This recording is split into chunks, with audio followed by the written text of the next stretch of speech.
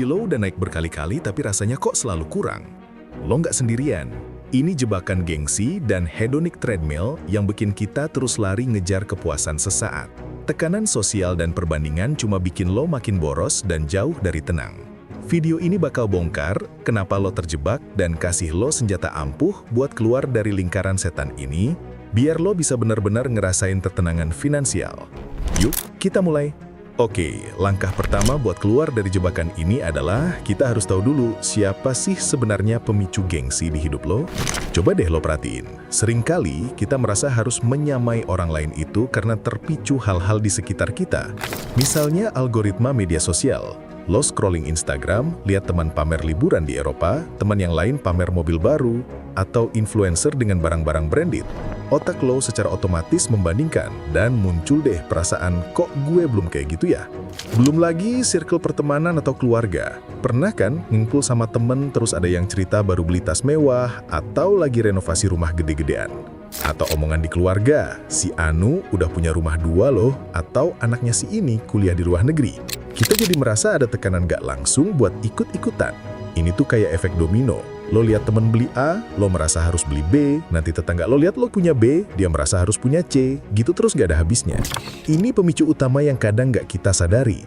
Nah, setelah tahu pemicunya, sekarang kita harus jeli banget nih, membedakan antara kebutuhan lo yang sejati sama keinginan yang didorong gengsi. Jujur aja deh sama diri sendiri, berapa banyak pengeluaran lo yang sebenarnya cuma buat validasi eksternal. Misalnya, lo makan itu kan kebutuhan, tapi makan di restoran bintang 5 cuma demi konten dan biar bisa pamer di sosmed. Itu keinginan berbasis gengsi, atau lo butuh kendaraan buat kerja, beli motor yang irit bensin itu kebutuhan, tapi ngotot kredit mobil sport padahal cuma buat bolak-balik kantor dan biar kelihatan keren di mata temen-temen.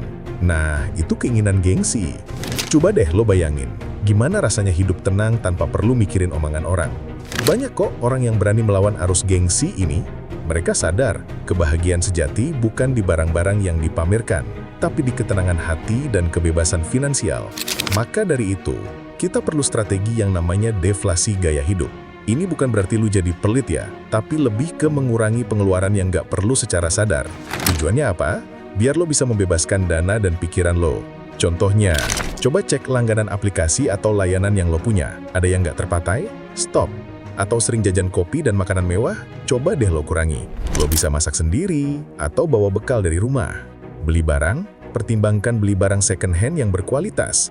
Banyak banget loh barang bagus yang harganya jauh lebih miring cuma karena udah pernah dipakai orang lain.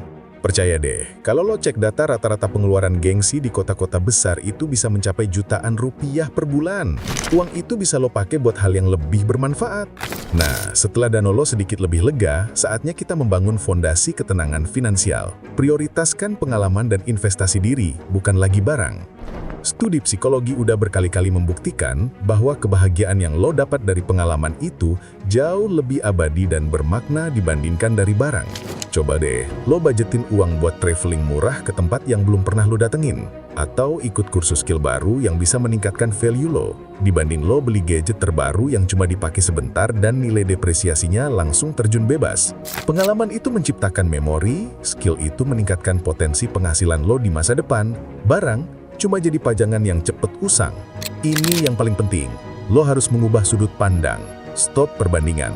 Mulai praktikkan rasa syukur dan fokus pada progres diri lo sendiri. Setiap hari coba deh lo luangkan waktu sebentar aja, mungkin sebelum tidur, buat jurnal syukur sederhana. Tuliskan 3 hal yang lo syukuri dari penghasilan lo saat ini, sekecil apapun itu. Mungkin lo bersyukur bisa makan enak, bisa tidur nyaman, atau bisa menolong orang lain. Ini akan menggeser fokus lo dari apa yang belum gue punya, jadi apa yang sudah gue punya dan hargai. Ada banyak banget kisah inspiratif orang-orang yang fokus pada kemajuan personalnya tanpa peduli omongan orang lain. Mereka tahu kebahagiaan mereka nggak tergantung pada penilaian orang lain. Sekarang, coba lo jawab di kolom komentar, apa 3 hal yang lo syukuri dari penghasilan lo saat ini? Dan terakhir, sebagai strategi jangka panjang, investasilah pada diri dan skill lo, bukan cuma pamer. Data menunjukkan return on investment alias ROI dari investasi pada pendidikan, sertifikasi, atau skill baru itu jauh lebih tinggi dan berkelanjutan dibandingkan lo beli barang mewah yang nilainya cepet banget turun.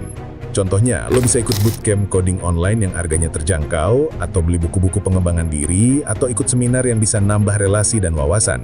Ini semua adalah investasi yang akan balik ke lo berkali-kali lipat dalam bentuk kesempatan kerja yang lebih baik, penghasilan yang lebih besar, dan kualitas hidup yang meningkat, tanpa perlu lo pamer-pamerin. Sahabatku, ketenangan finansial itu bukan tentang seberapa besar gaji Anda, tapi bagaimana Anda mengelolanya dan menyingkirkan jebakan gengsi. Jika Anda siap melangkah lebih jauh dalam perjalanan finansial ini, tonton video kami tentang 5 kebiasaan orang kaya yang tidak pernah pamer, atau cara bangun portofolio investasi dengan modal minim di playlist ini, untuk mengoptimalkan kebebasan finansial Anda. Jangan lupa, subscribe untuk panduan finansial praktis lainnya yang akan mengubah hidup Anda. Sampai jumpa di video selanjutnya.